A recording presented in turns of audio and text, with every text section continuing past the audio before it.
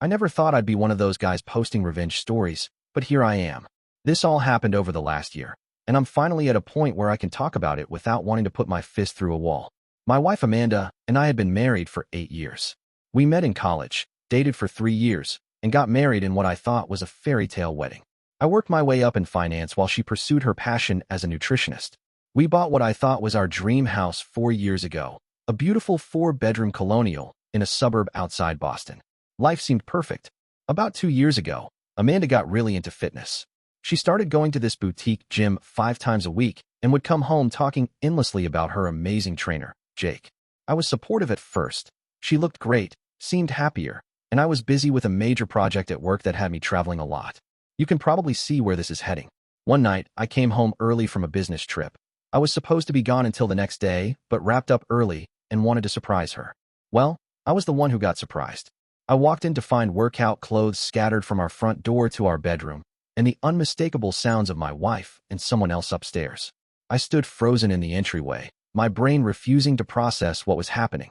Then I heard a man's voice call my wife's name in a way no man besides me should ever say it. That's when reality crashed down on me. I didn't make a scene.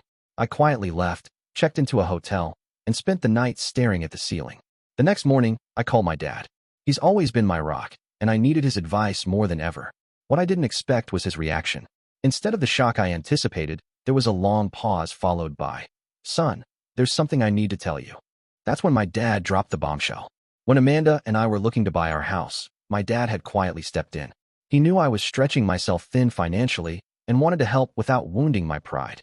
He'd created an LLC that technically owned our house, while making it appear that Amanda and I owned it outright.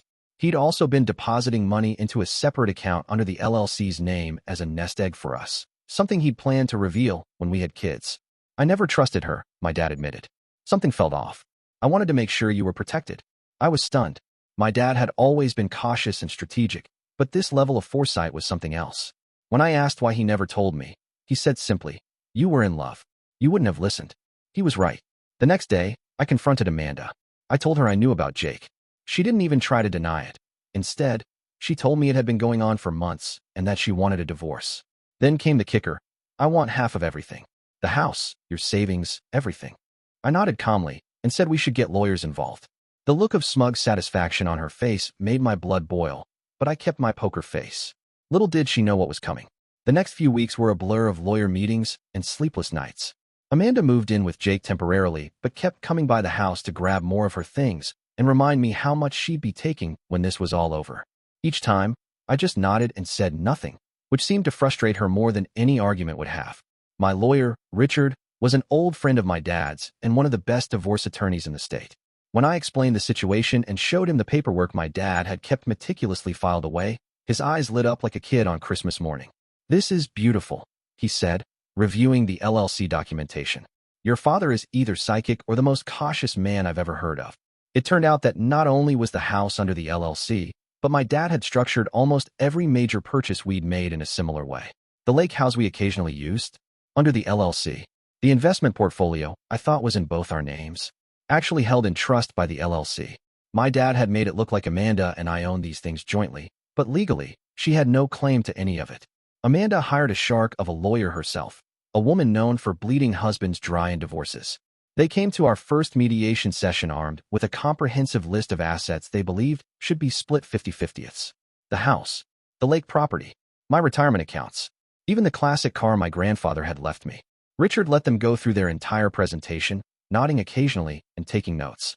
Amanda sat across from me with a smirk that said she'd already spent her half of everything in her mind. When they finished, Richard cleared his throat and slid a folder across the table. "Before we proceed further, there's something you should know about the ownership structure of these assets." I'll never forget the look on Amanda's face as Richard methodically went through each item on their list, explaining how none of it was actually in my name, much less hers. Her expression shifted from confusion to disbelief and finally to rage as she realized what this meant. "This can't be legal," her lawyer sputtered, flipping through the documentation Richard had provided. "I assure you, it is," Richard replied calmly. Every transaction was properly recorded and taxed. There was no fraud here, just prudent estate planning by my client's father. Amanda's lawyer requested a recess, and I watched them huddle in the corner of the conference room, whispering furiously. When they returned, Gone was the confident swagger they'd walked in with. The meeting adjourned with Amanda's lawyer saying they needed time to reassess their position. As we were leaving, Amanda cornered me in the hallway, her face flushed with anger. "You planned this all along, didn't you?" she hissed. I looked her straight in the eyes. "No, Amanda. I trusted you completely. My dad didn't." She called me every name in the book, causing heads to turn in the law office. I just walked away, her voice fading behind me. For the first time since discovering her betrayal, I felt something other than pain. Not quite satisfaction, but perhaps the beginning of closure. That evening, my dad called to check in.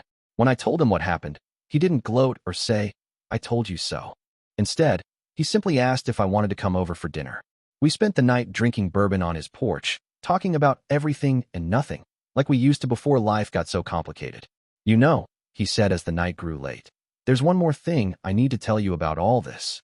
I looked at my dad curiously, wondering what else could possibly be left to reveal. "That LLC," he said, swirling the bourbon in his glass, "is set up to transfer everything to you on your 40th birthday. That's only 2 years away." He took a sip and continued, "I wasn't keeping these things from you forever, just until I knew you were ready. I wasn't sure whether to feel protected or patronized, but at that moment, all I felt was gratitude. My dad had spent his life planning 10 steps ahead, and this time, it had saved me from financial ruin on top of heartbreak." The next few days brought a flurry of revised settlement offers from Amanda's lawyer. What had started as demands for millions in assets had dwindled to requests for personal items and a small cash settlement. Richard advised me to agree to a modest payout just to make her go away cleanly, and I reluctantly agreed. The final settlement gave Amanda her car, her personal belongings, and a cash payment that represented about 3 months of my salary. In exchange, she signed away any future claims against me, the LLC, or my father. Richard called it a clean break at a bargain price. On the day we signed the papers, Amanda showed up looking defeated. The confident woman who'd once threatened to take half my life was gone, replaced by someone who could barely meet my eyes. As we were leaving, she asked to speak with me privately. "Was any of it real?" she asked, her voice small. "Did you ever really love me?" The question caught me off guard. After everything, she was questioning my authenticity. "I loved you with everything I had," I told her. "Every promise I made, I meant. Can you say the same?" She didn't answer, just nodded slightly, and walked away. That was the last time I saw her. The aftermath was surprisingly anticlimactic. Jake and Amanda didn't last 3 months once he realized she wasn't coming into money. She moved out of state, and according to mutual friends, started over somewhere in Colorado. I stayed in the house for a while before deciding I needed my own fresh start. With my dad's blessing, we sold the house and liquidated most of the assets in the LLC. I used my share to buy a smaller place closer to my office and invested the rest. Dad took his portion and finally bought the fishing cabin in Maine he'd been talking about for decades. It's been almost a year now.